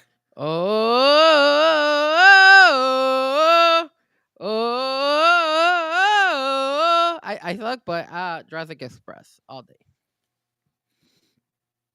You know what's interesting? And I saw this. This wasn't me thinking of this, but it's very interesting because, like, everybody's like, "Oh, it's Jungle Boy and Luchasaurus again." It's not Jungle Boy. It's still Jack Perry. It is. And he's bossy. He's like telling the dinosaur now what to do. Like, it is very intriguing to see where this goes, because again, EA Mintz, they're kind of portraying him as a face, but he's not really doing anything as a face except walking down the aisle and kind of smirking. And then Luchasaurus is with them and they're playing his music now. So everybody's singing that, but he hasn't done anything to really be a quote unquote face. I was thinking the same thing that EA just wrote. Are you telling us that he's turning on? No, I don't think he is. I think he's going to end up making Luchasaurus. Again, he brought Luchasaurus back to life. So Luchasaurus owes him his life. So Luchasaurus is going to be always there for him. I think this leads to a Jack Perry championship run as a heel, with Luchasaurus doing all the dirty work. Hasn't happened yet, but I think it's in the books for it. I'm going Jurassic Express as well. I like it. Because I love the fact that the Young Bucks own the company, but get shitted on every time they can. That is great. They've been doing a great job with that. Yeah. This match, I mean, they're probably going to kill each other.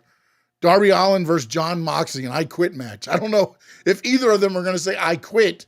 They might just end up, I don't know what they're going to do, man. Darby Allin was making Molotov cocktails to throw at people. He's getting tackled by the security. Like, I mean, where does this match end?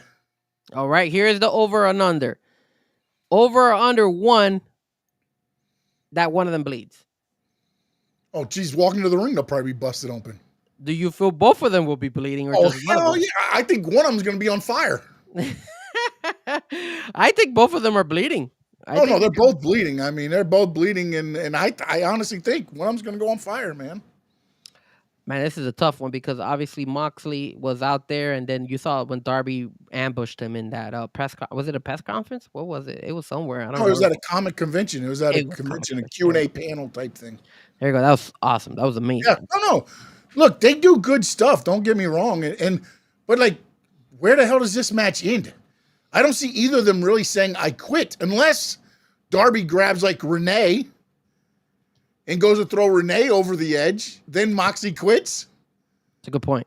Like I don't see either one of them just like, okay, you beat me up enough, I quit. It's like Darby Allin's been thrown down stairs and stepped on, and I mean, what are you going to do to him? Well, here's the thing. I remember John Moxley went with Hangman in an I Quit match as well, and then literally Hangman had to choke him with the chain, and he was literally Almost kill him. Yeah. almost kill him. So You know what? That is a good point. This is what his second I Quit match in like 3 pay-per-views. yeah. So I'm gonna go with Moxley. I think Moxley wins this one. He's been taking too many L's in these I Quit matches, so he knows how to handle himself. But I just don't know, man. Darby Allin is like this guy just I don't think he even knows he has no in his vocabulary. So No, that's the thing. That's what makes this match so like to me unpredictable. And also, I'm probably gonna watch it. I'm not kidding you like this. Because I'm gonna be like, oh, dude, no, don't go up on the scaffolding. Oh no, don't. It's like watching the old day ECW days. It's like that stuff's starting to shake. Hopefully, nothing really bad happens to either one of them. But yeah, I mean, I don't know, man. I'm gonna go with Moxley, man. I'm gonna go with Moxley. I might be wrong, but I like that pick just for the fact that you're right. He's been taking a lot of L's, but I just don't know. Do they do the Mick Foley with The Rock where Mick Foley's laying face down and then all of a sudden you hear say, I quit? Because he took it from Rock took it from his interview or promo from before. that was so good, bro. Like it's like, what the hell? He quit? So Okay. good. Yeah, It's like has Darby Allin ever had like an I Quit match? Has he ever lost any of those? I know he's lost casket matches and stuff like that, but I don't No, I think he's only had like last man standing and things like that. Like Ethan Page beat him in the last man standing because remember they beat him up on the stairs and then they pushed him down and he couldn't get back up because they pushed him down all them damn stairs and he was at the bottom and the ref counted to 10. But I just, man, I don't see Darby. But at the same time, I agree with you. Like Moxley needs to win this somehow. So I'm gonna go Moxley, man. Okay, so check this out. I just Googled it. AI is telling me this. It says Darby Allin has a record of 0-1 in I Quit matches, having lost his only match in this stipulation to John Moxley on October 18th, 2025. Is ChatGPT I think they just told giving us our what's the result? They just gave you the result. Yeah, that's the match. That's the match. He's gonna be 0-1. All right, so we're right. John Moxley. Hold on a second. So if we can we bet on and then my Funko collection is really just wrestling. I got Rocky Maivia, Razor Ramon, Rob Van Dam, Steamboat, Bigelow, McIntyre, Otis, Money in the Bank, Finn Balor, Chyna, Dusty Rhodes, Dude Love. I got Tua, Marino, Jimmy Butler, and then my favorite. Can I show you my favorite? Do we have time? Is it me? No, I don't think they have. I don't think they have a comp of Frankie Fresco. I don't know if I can get to it. Can you believe that the AI just went ahead and gave us the result? So if you guys know anywhere that they're having betting odds for this, I don't want to give you a spoiler here, but it looks like John Moxley is winning this one. And if you don't win, if it's completely different, then blame AI. Frankie Fresco, you can read it. My favorite one right here. That says Sports Talk Man. It says Vinyl. It doesn't say the name. It just says Sports Talk Sean. That's you? Mm-hmm. With a wife beater on and everything, buddy. My favorite one. Did you get that made or something? I didn't, but they got it made for me, yeah. Oh, wow. It's got headphones and a remote. Let me see something. Can you put it back on the camera? I want to take a look at what it says. Oh, I see what it says on the shirt. On the shirt. Oh, it says a wife beater. No. It says, I will be running a 5K this year. That's what it says on the wife beater. Does it? I could swear that I took that off. Oh, so you even thought about it. I like it. Yeah. There you go. That is my collection. I need to do one myself. You gotta, after the show, you need to tell me where you got that done. Go to the Funko website. You can make it up yourself. Oh, okay, cool. It would be better off because mine was trying for like sports talk, but they actually have like DJ ones. It'd be pretty cool. have you on top of the mix station. It's not a bad idea. Where were we? I quit match. So Moxley, we were both picking Moxley, right? AI just gave us the result. Yeah. No. Now I have good. Listen, ChatGPT don't lie. Okay, it's already done. See if you can look up this match. Okay. Kyle Fletcher TNT Championship match versus Mark Briscoe. Result. Do I really have to look that Look result? it up. Let's see what happens. Maybe they throw a curveball at us. Okay. Kyle. Let's see. Versus Briscoe. Let's see. Let's see what it says. AI mode. It says the competitors, reason these two wrestlers latest developed the tie-breaking TNT schedule. That's not telling me who's gonna win. Who's winning? All right. Well, who do you got? Winning. I mean, I have Kyle Fletcher, and like I don't see any way where this is gonna have. I don't see any way Mark Fletcher wins it. Yeah. Although the Don Callis family, my God, pretty soon they're gonna have they're getting bigger than the NWO. I know, right? It's so much. This is an interesting one because of what happened this past week on Dynamite. Brodito will take on Okada and Takeshita. Takeshita was in Japan, won the IWGP title, was sending a birthday message to Don Callis, and Okada hit the wrong button. No, he didn't, but it was so good. Oh, so good.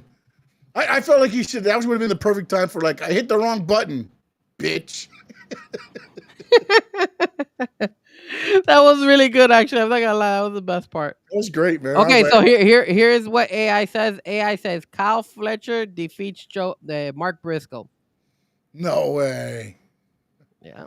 All right. So what do you got? Okada Takeshita against Brodito for the titles, the AEW tag team titles. I'm gonna go here and I'm gonna say that Takeshita and Okada are gonna run into some issues here.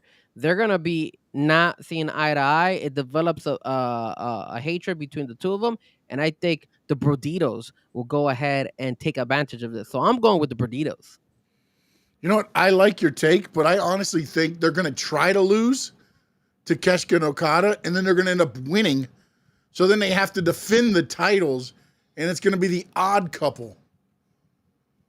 And then ultimately, they end up doing what you think they're going to do this time. I'm going Okada and Takeshita. I like these names, though, Broditos.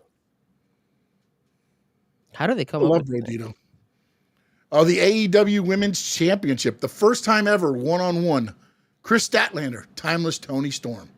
No, this is not the first time ever. I know you're trying to sell this. Tony Storm's trying to sell it for us. Chris Statlander has never beat her one-on-one. Sorry, that's what it is. Okay, that's what it is. Okay, much better, much better. All right, so, come on, man. Like, do we really need to please AEW? Don't get this wrong. We need Tony Storm back. Like, we need her to be the champion. So I'm gonna go with Tony Storm. Not so fast, my friend. Chris Statlander retains the title. And I will even say this, because there's a name conspicuous by her absence from this pay-per-view. I think Monet gets involved, and Tony Storm starts ticking away at those 10 belts Monet, and gets some of.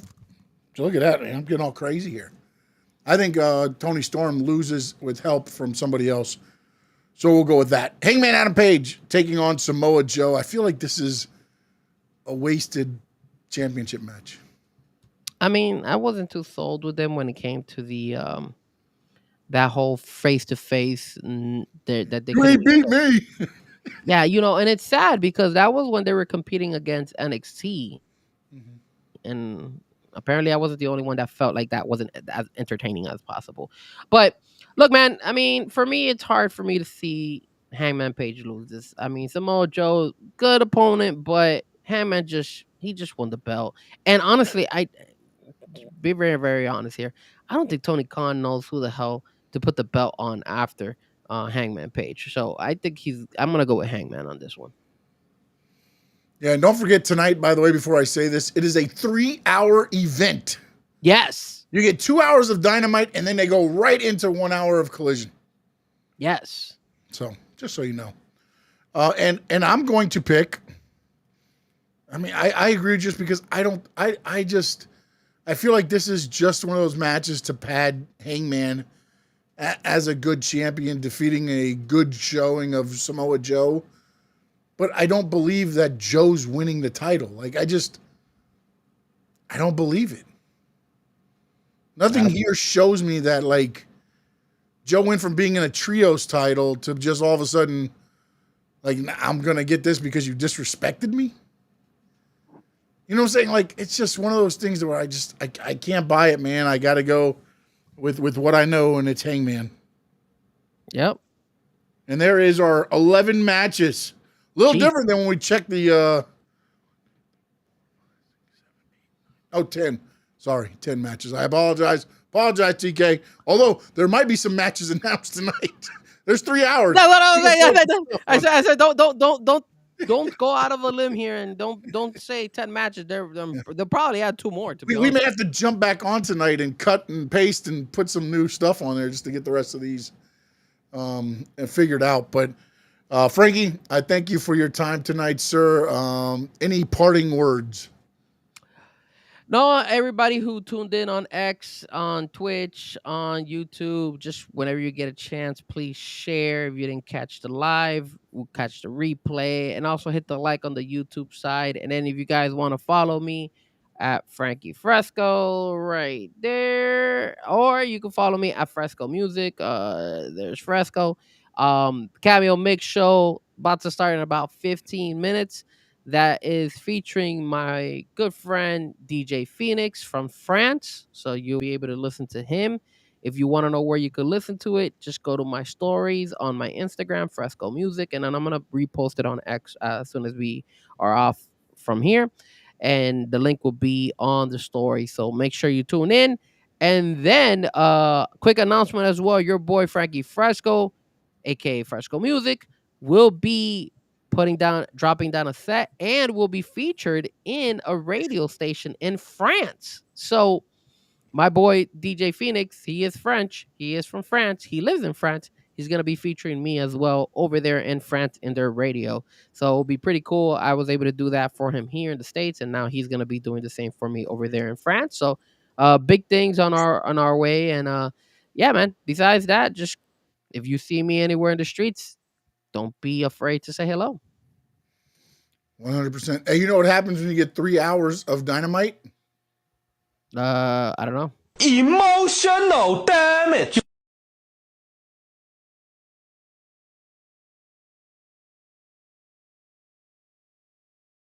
There we go. That's what happens when you get 3 hours of AEW Dynamite. I thought you ended the show for a split second there. No. You can check me out at Stanley Media _11, Stanley Media House everywhere else. Please jump over to the YouTube channels, Frankie Fresco. Hit the subscribe, get notifications. Stanley Media House, hit the notifications. If you get me to 2,000, I will participate in a 5K. And if you get me to monetization, I may even try to run half of the 5K. You need to do it, Sean. We need to do it, man. I'm telling you, you'll be holding this like a cool medal, just like I am. Look at that, bro. Look at that.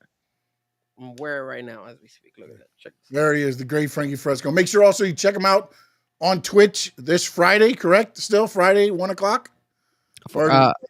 Yes. Friday, 1 o'clock on Twitch for the third round of the blend battle. Let's keep him going in the blend battle. Keep him going. On Twitch. Let's if you guys keep him working. Keep him working.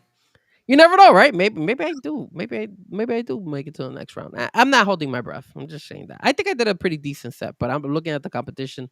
I thought some of it's in 2 parts because there's still what was it? It's 18 of us, I think. Yeah, 18 of us. No.